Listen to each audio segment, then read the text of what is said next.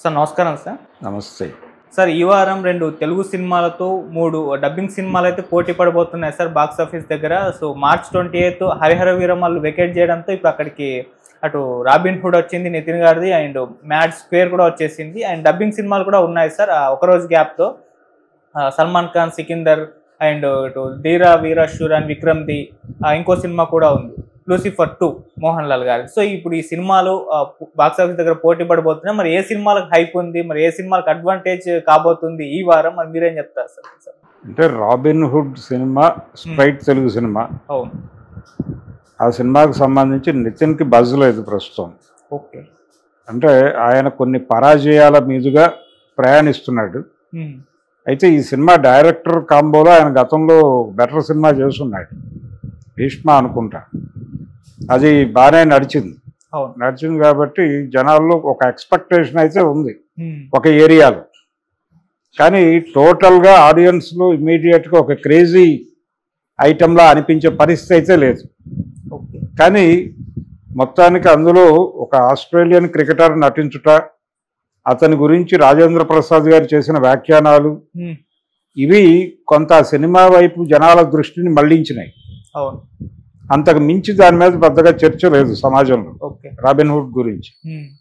So ఆ cinema condition అది, జనాలు ఇమీడియట్గా థియేటర్కి వెళ్ళటానికి సంబంధించి. అయితే దీంతో పోలిస్తే కంపారిటివ్గా మ్యాడ్ సినిమాకి కొంత బజ్ ఉంది. అంటే దాని పార్ట్ 1 హిట్ అయి ఉండటంతో ఇది యూత్ఫుల్ ఎంటర్టైనర్ ఆ జానర్లో ఉంటుంది. సరదాగా 4 అంటే కుర్రవారి జోకులు కొన్ని చూడవచ్చు అనేటువంటి ఒక అభిప్రాయం ఉంది జనాల్లో. సో ఎంటర్టైన్మెంట్ కోరుకునేటువంటి జనాలు, పర్టికులర్గా యూత్ ఆ సినిమాకి వెళ్తారు. సినిమా బాగుంటే వేరు, కానీ అక్కడ ఇంకో ప్రాబ్లం ఉంది. ఎప్పుడైనా సరే ఇలాంటి పోటీలోకి సితారా వారి సినిమా వచ్చినప్పుడు అది కొంత తడబాటుతో కొనసాగుతూ వస్తుంది ఇప్పటిదాకా ఏ సినిమా అయినా కానీ.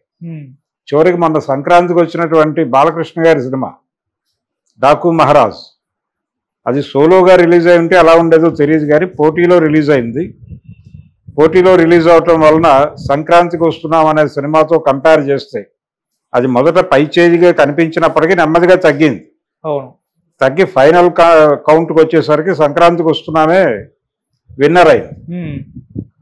కాబట్టి పోటీలో సితారా సినిమాలు తడబడతాయి అనేటువంటి సెంటిమెంట్ ప్రకారం చూస్తే మ్యాడ్ మీద కొన్ని డౌట్స్ ఉన్నాయి ప్రపంచానికి.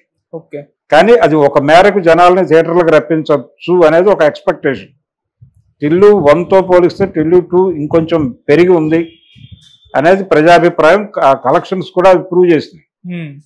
సో అదే రిపీట్ అవుతుంది ఇప్పుడు అని అనుకుంటున్నారు. ఆ సినిమా గురించి కొంచెం జనాలు మాట్లాడుకుంటున్నారు. ప్రమోషన్ కూడా బాగుంది, ప్రమోషన్ కూడా కొంచెం కనెక్టివ్ అయ్యే పద్ధతిలో ఉంది, అది నడుస్తోంది. అయితే డబ్బింగ్ సినిమాల వైపు వచ్చేస్తే సికిందర్ మీద పెద్దగా ప్రజల్లో అభిప్రాయం స్ప్రెడ్ అయితే కనిపించట్లేదు ఎక్కడ. ఈ సినిమా పట్ల లూసిఫర్ 2 పట్ల మాత్రం ప్రజలకి ఒక ఎంతూజియాజం ఉంది, ఒక క్యూరియాసిటీ ఉంది. ఆ సినిమా చూడాలి అనేటువంటి ఒక ఒపీనియన్ ఉంది పబ్లిక్లో. కారణం ఏంటంటే లూసిఫర్ సినిమా తెలుగు ఆడియన్స్ని విపరీతంగా కనెక్ట్ చేస్తుంది. అది ఓటీటీలో చాలా పెద్ద హిట్. ఆహాలో అది డబ్బుడు వెర్షన్ పెట్టేశారు. ఓ పక్కన రీమేక్ జరుగుతోందని తెలిసినప్పటికీ రీమేక్ జరిగిన తర్వాత రీమేక్ పెద్దగా జనం చూడకపోవడానికి కారణం కూడా అదే. వాళ్ళు వాళ్ళ పద్ధతిలో డిజైన్ చేసినప్పటికీ స్పాన్ రీత్యా చూస్తే గాడ్ ఫాదర్ కంటే లూసిఫర్ బెటర్గా ఉందనేటువంటి అభిప్రాయాలు వ్యక్తమైనాయి. అంటే చిరంజీవి గారు ఇమేజ్ ఆ కథని మార్పులు చేసేసరికి దాని ఒరిజినల్ టోన్ చాలా వరకు పక్కకి వెళ్ళిపోయింది. అందుకని ఈ సినిమా చూడాలి అనేటువంటి ఒక క్యూరియాసిటీ తెలుగు ప్రేక్షకుల్లో కూడా ఉంది లూసిఫర్ 2కి సంబంధించి. విక్రమ్ గారి సినిమా మీద మళ్ళీ పెద్దగా బజ్ లేదు. అది తమిళ నుంచి దిగుమతి అవుతున్న సినిమా, హిందీ నుంచి దిగుమతి అవుతున్న సినిమా మీద పెద్దగా బజ్ లేదు. అలాగే తమిళ నుంచి వస్తున్న విక్రమ్ సినిమా మీద కూడా పెద్దగా బజ్ లేదు. రాబిన్ హుడ్ మీద పెద్దగా బజ్ లేదు. మ్యాడ్ మీద కొంత కనిపిస్తోంది, లూసిఫర్ 2 మీద కొంత కనిపిస్తోంది. అంటే ఇప్పటికున్న సమాచారం థియేటర్లో సినిమాలు తేడా జరిగి బాగుంటే అది నెంబర్ మారచ్చు, కానీ ప్రస్తుతానికైతే నెంబర్ 1 పొజిషన్లో లూసిఫర్ 2 ఉంది. Lucifer 2, mad next position. ఆ తర్వాత 3వ ప్లేస్ బాగుంటే విక్రమ్ సినిమా, లేకపోతే సల్మాన్ ఖాన్ గారి సినిమా ఆక్యుపై చేస్తుంది.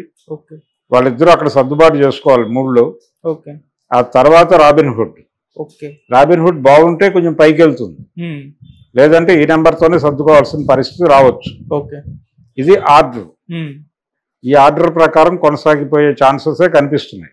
ఓకే ట్రైలర్లు అయితే వచ్చాయి కదా సార్, ట్రైలర్లను చూసి అంటే ఈ సినిమా ఆడే అవకాశం ఉందన్నట్టు కాస్త చెప్పొచ్చు కదా, మీకేమనిపించింది? అంటే రాబిన్ హుడ్ ట్రైలర్ నాకు రాబిన్ హుడ్ ట్రైలర్ కన్నా కూడా లూసిఫర్ 2నే బెటర్గా ఉన్నట్టు అనిపించింది. ఓకే అంటే ఒక ఎక్స్పెక్టేషన్కి అవకాశం ఉన్న పద్ధతిలో ఉంది అది. ఇది అలాంటి హోప్స్ ఏమీ ఇచ్చేదిగా లేదు. అంటే కంటెంట్ థియేటర్లోకి వెళ్ళిన తర్వాత ఎలా ఉంటుందో తెలియదు. ఓకే అలాగే మిగిలిన మ్యాడ్ కూడా, మ్యాడ్ బాగానే ఉంది. వాడు రిలీజ్ చేసినటువంటి కంటెంట్ కొంచెం హోప్ఫుల్గానే ఉంది, కానీ అలాంటి సినిమాలు చెప్పలేము. రెండోది ఈయన ఇప్పుడు విక్రమ్ సినిమా అది ఒక విచిత్రమైన పద్ధతిలో రిలీజ్ చేస్తున్నాడు. పార్ట్ 2 ఇప్పుడు రిలీజ్ చేస్తున్నాం, పార్ట్ 1 తర్వాత చేస్తామని చెప్తున్నారు. ఇప్పుడు రిలీజ్ చేస్తోంది పార్ట్ 2 అని అనౌన్స్ చేశారు. ఓకే సో ఇది చూడండి, ప్రీక్వెల్ మళ్ళీ చేస్తాం అంటున్నారు. ఓకే అదొక విచిత్రమైన ప్రక్రియ. దాని మీద కూడా జనాల్లో చర్చ ఉంది. మరి ఒకవేళ ఆ సినిమా చూస్తే చూడవచ్చు. ఓకే విక్రమ్కి ఉన్నటువంటి ఇమేజ్ ఫ్యాక్టర్ శివపుత్రుడు నాటి లేకపోతే అపరిచితుడు నాటి విక్రమ్ కాదు ఇప్పుడు. ఓకే తెలుగు ఆడియన్స్ థియేటర్ వైపు రష్ అవటానికి, థియేటర్లకు రప్పించగలిగిన సమర్థత ఉన్న సినిమాగా మాత్రమే నేను లూసిఫర్ని చూస్తున్నా. ఓకే ఎందుకంటే దాని ప్రీక్వెల్ ఇక్కడ కూడా పెద్ద హిట్, అది ఓటీటీలో పెద్ద హిట్. సో డెఫినెట్గా ఇమేజ్ థియేటర్లకు రప్పిస్తుంది. ఓకే రెండోది ట్రైలర్ కూడా బాగా కట్ చేశారు, దాని ఇంపాక్ట్ కూడా ఉంటుంది. రెండోది ఆ కథకుడి మీద ఒక బిలీఫ్ ఉంది, మురళీ గోపి అతని మీద కొంత ఎక్స్పెక్టేషన్స్ ఉన్నాయి. ఇవన్నీ కలిపి లూసిఫర్ 2కి కొంత డ్రైవ్ చేయవచ్చు. ఓకే సార్, లూసిఫర్ని గాడ్ ఫాదర్గా చిరంజీవి గారు తీస్తారు కదా, ఇప్పుడు లూసిఫర్ 2ని గాడ్ ఫాదర్ 2గా తీసే అవకాశాలు ఏమైనా ఉన్నాయా సార్? తీసే అవకాశం లేదనే కదా వాళ్ళు స్ట్రైట్గా వస్తుంది. ఓకే అసలు ఆ ప్రతిపాదనే లేదు.